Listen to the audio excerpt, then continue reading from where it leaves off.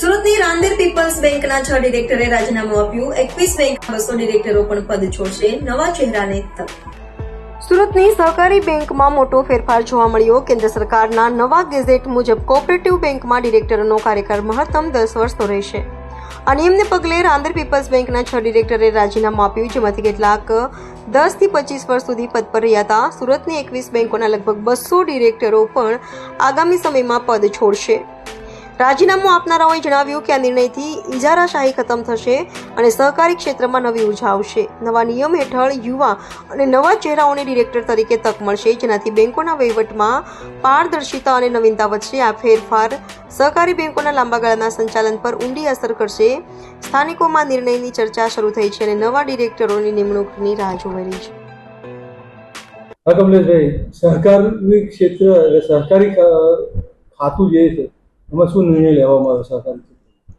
સહકારી ક્ષેત્રે દેશના આદરણીય વડાપ્રધાન શ્રી નરેન્દ્રભાઈ મોદી સાહેબના નેતૃત્વ હેઠળ દેશ વિકસિત બને, દેશ સામર્થ બને તે માટેના ક્રાંતિકારી નિર્ણયો લેવામાં આવી રહ્યા છે.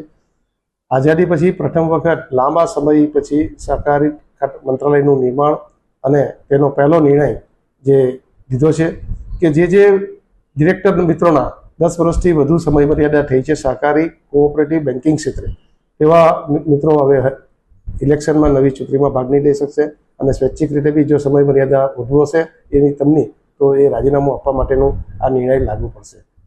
જ્યારે અમારા બોર્ડના સાથી મિત્રો સમક્ષ આ નિર્ણય માટે સરકારના જાણ કરી તો ત્યારે અમારા શ્રી બકુલભાઈ પટેલ, ઈશ્વરભાઈ પટેલ, ઠાકોરભાઈ, શંકરભાઈ, બિકલા સાહેબ અને જસવંતભાઈ બધા જ મિત્રોએ સામૂહિક રીતે જેની ઉંમર સમય મર્યાદા 10 વર્ષથી વધુ થઈ છે તેઓએ આ નિર્ણયને આવકારી પોતાનું રાજીનામું એઝ અ ચેરમેન તરીકે મને સુપ્રત કર્યું હતું અને જેનો બેંક દ્વારા સ્વીકાર બી કરીને આરબીઆઈને જાણ કરી દેવામાં આવી છે અને આ નિર્ણયને અમે આવકારીએ છીએ. સહકારી બેન્કિંગ ક્ષેત્રે આ નિર્ણય ક્રાંતિકારી નિર્ણય બનીને રહેશે, કેમ કે પરિવર્તન એ સમાજમાં હંમેશા આવકારકાર્યક હોય છે. તેનાથી સચોટ અને સારી દિશાઓ મળતી હોય છે અને સમર્થ ભારતનું નિર્માણ માટે, સહકારથી સમૃદ્ધિનો માટે આ એક ક્રાંતિકારી નિર્ણય બની રહેશે અને યુવા પ્રતિભાઓને નેતૃત્વ અને ટેકનોલોજી સભર માણસોને આપણે તક મળશે.